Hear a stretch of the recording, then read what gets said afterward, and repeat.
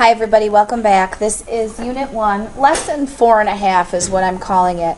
It is the end of the Section 5 in your notes on page 5. So you should be Section 5, page 5, and this should be what we're looking at. We didn't get to this yesterday. So when chemical changes or physical changes occur, matter is what we call conserved.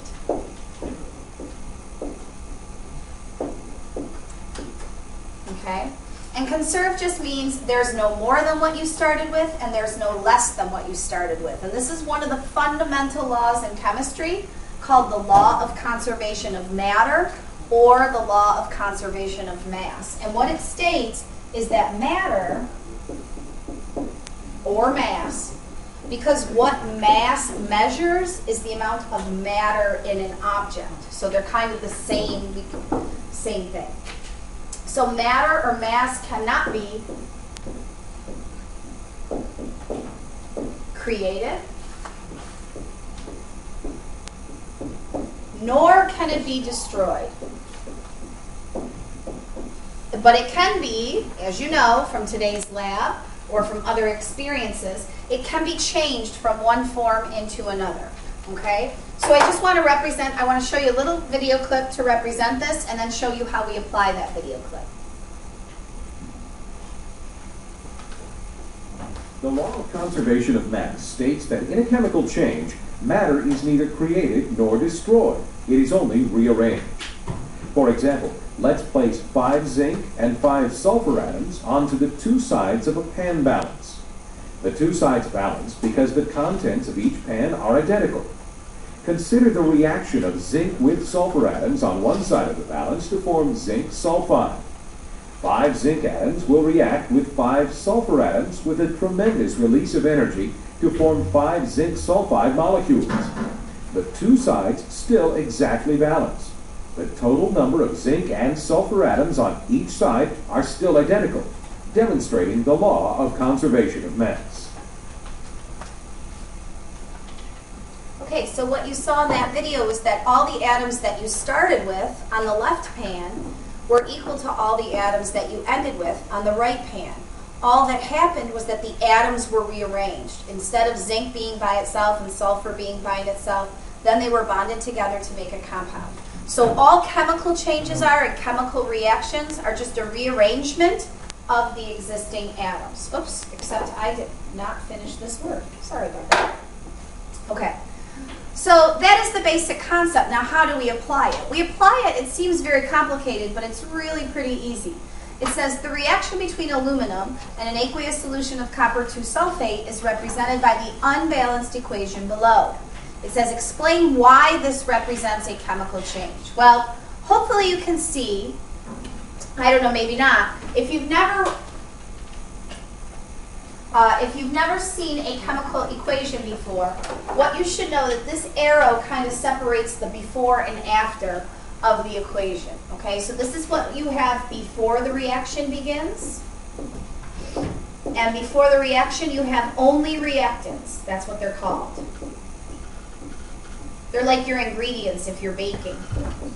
Okay, and then you put your stuff in the oven and out comes what you made. And what you made is this stuff. We call that the products. The products are always on the right side of the arrow.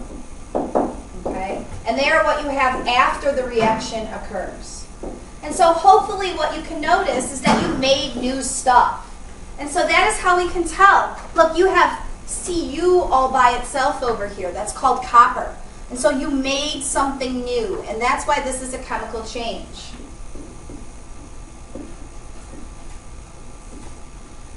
Now, more importantly, what I wanted to show you in this problem is the second part, number 55 here. And it says, determine the total mass of Cu produced when 108 grams of Al reacts completely with 9.58 grams of copper sulfate, CuSO4, to produce 6.5 grams of Al2SO43. So it seems like a lot. It's very confusing, especially because it's a whole new language. But when you see a number, stop and write it down above the thing in the reaction. So we have 1.08 grams of Al. So Al all by itself. We find Al all by itself. This little symbol inside the parentheses represents the phase. So this is solid aluminum is what that is. Okay, just like aluminum foil. So we have 1.08 grams of that. And it is reacting completely with 9.58 grams of copper sulfate, CuSO4. CuSO4. So I'm going to write 9.58 over that. This AQ, that might be a new phase for you. AQ stands for aqueous. And what the aqueous phase means is dissolved in water.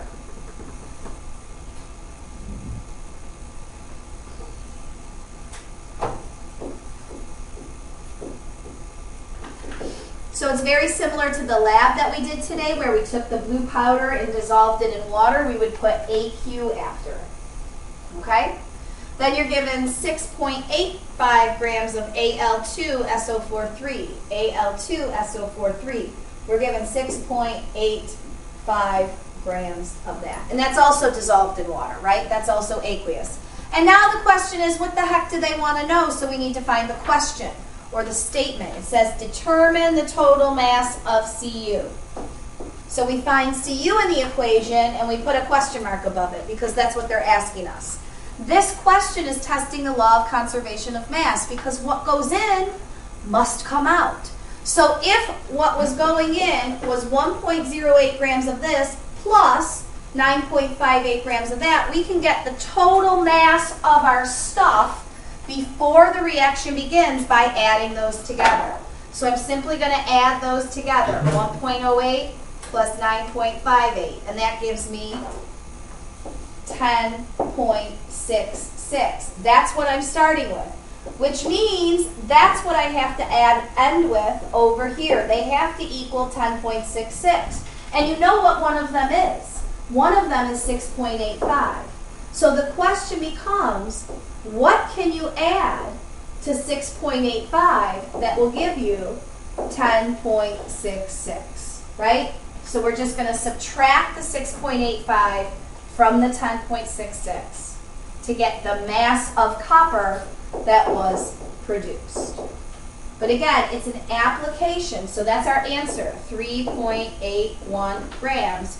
It's an application, how you apply, how you use the idea that what goes in must come out. That mass is conserved. So the mass before on the left must equal the total mass after on the right. God bless you. And I think that's it for today, everybody. Enjoy your weekend this weekend.